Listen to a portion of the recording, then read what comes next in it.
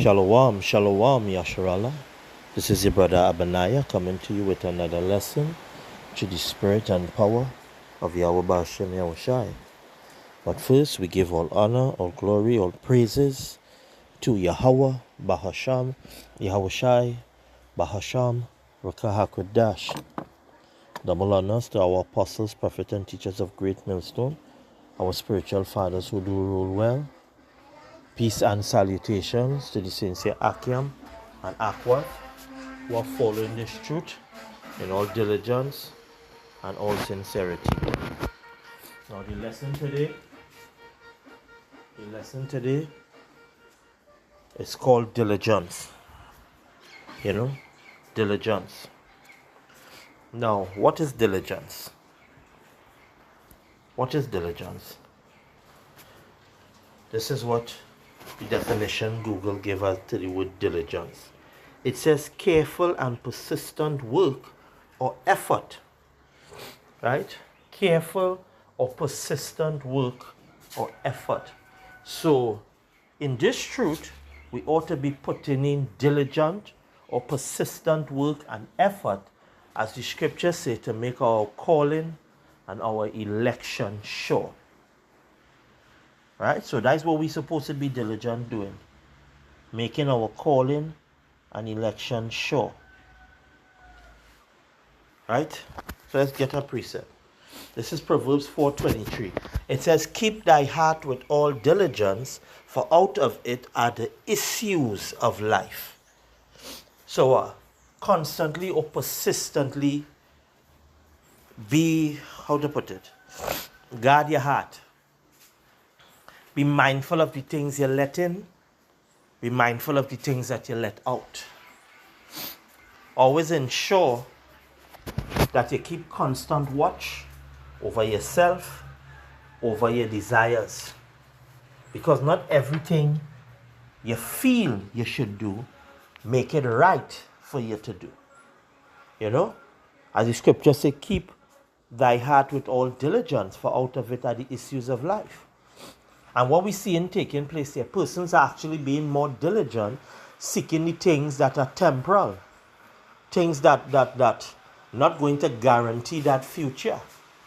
Scripture says, man shall not live by bread alone, but by every word that proceeded out of the mouth of Yahweh Bashem Yahushai. But you have persons only occupied in the things that are temporal. They want to have a nice car. They want to have a nice house. They want to date the best ladies and all these different things. And not 1 ounce of effort or persistence is being placed into getting this truth or to changing their ways. So let me get it in the Strong's H 4929. Mishmar. outline biblical usage. This is for diligence. They say place of confinement, prison, guard, jail, guard post, watch, observance. It said jail, prison, guardhouse, guard post, act of guarding, observances. When we get it in the Strong's definition, it says a guard, the man, the post or the prison, deposit. Figuratively, also as observe, a usage, abstractly or an example concretely. Diligence, guard, office, prison, ward, watch. So all these things, you see, it's behaviors, attitudes, and patterns where a person, for instance, when it use the definition, the guard, the office, or the prison, those are persons entrusted to what? Watch over a person. So you're supposed to be able to watch over your heart, watch over you. Make your calling and election sure. Be diligent. As you grow in this truth, this is why this truth is about growth.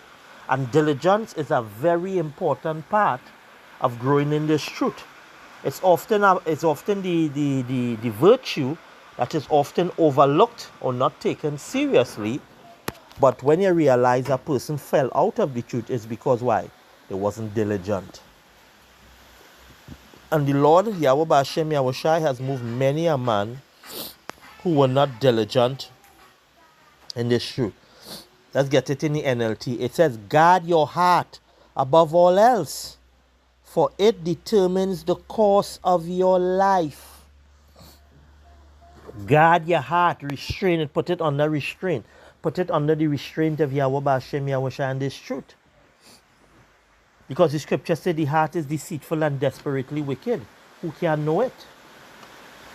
You know, there's an old saying I grew up hearing, the heart wants what the heart wants, even that which is not good for it. Your heart could see something dangerous and tell you it's good, and we need it. You need it. And then when you go and have it, what happened? It turned out to be the worst decision you ever make in your life. So keep thy heart with all diligence, meaning guard your heart above all else. And as I said, diligence is often a trait overlooked. This is Romans 12 verse 8. Right? We'll start from verse 7. Alright, I guess we had to start from verse 6. Now this is just me flowing in the spirit, you know. It says, having then gifts differing according to the grace that is given to us, because everybody wouldn't be given the same ability or the same office to function in.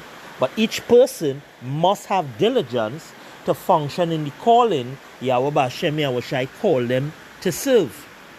Whether prophecy, let us prophesy according to the proportion of faith. Or ministry, let us wait on our ministering, or he that teacheth on teaching. Or he that exhorteth on exhortation. He that giveth, let him do it with simplicity. He that ruleth with diligence.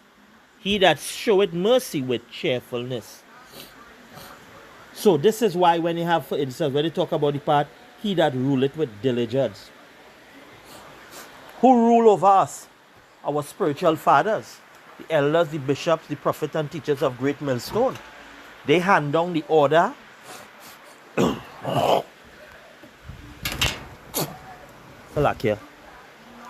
hand down the orders for us to follow.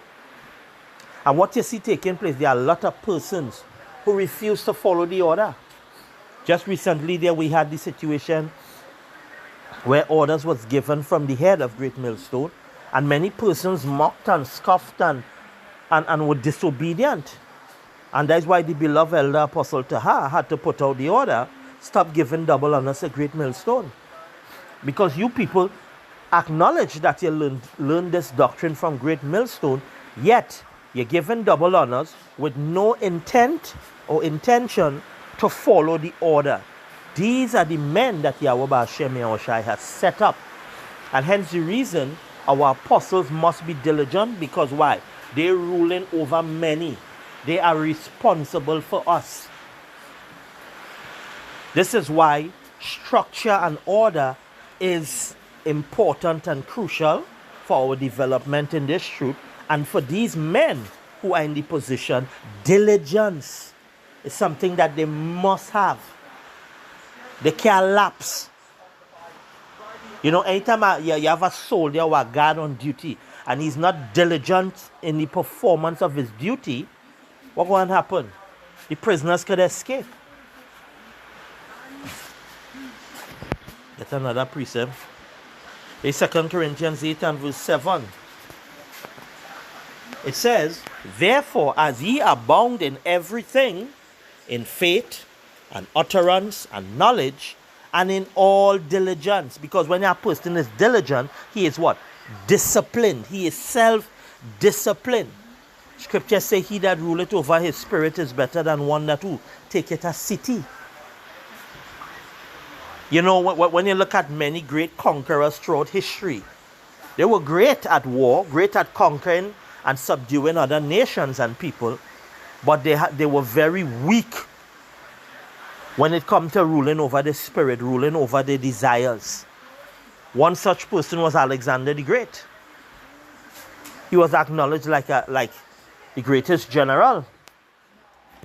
Why? Because he was able to conquer the known world at that time in the shortest possible time. He was the youngest also to do so. But what was Alexander the Great problem? He had many vices. Alcohol. You know? He had a lot of relationships with both sexes, both male and female. And his vices is what got him sick. It says, and in your love to us, see that ye abound in this grace also. You know? And part of showing love, when you look at love, when a man loves a woman and he wants that woman to know she is loved, do you know he gives diligence to doing the things for she to know that she's loved? If you love Yahweh B'Hashem Yahushai, you're supposed to be given diligence to doing the things that pleases him, and even trying to find out other things you could do that would please him even further. Just as a man would do to a woman he's interested in. So in all facets of life, diligence is necessary. It's important. You can't have a happy and a productive life without diligence when you look at it. When you want to be healthy, don't you have to be diligent in your diet? If you want to live life however you please, then you have to be diligent in that. Everything that we do, from us going to college, to attain a degree, to get a good job, we're expressing diligence. To us, you know, attracted to a beautiful woman and we want to win her heart, you're being diligent. And for those of us in this truth who laboring for that uncorruptible or the incorruptible reward, laboring to show our love and our appreciation to Yahweh B'Hashem Yahushai, we give our bodies over to diligence, our minds and our heart, to do the things that pleases Yahweh B'Hashem Yahushai and the things that builds us up. Right? Let's get the next one. 2 Peter chapter 1. We start from verse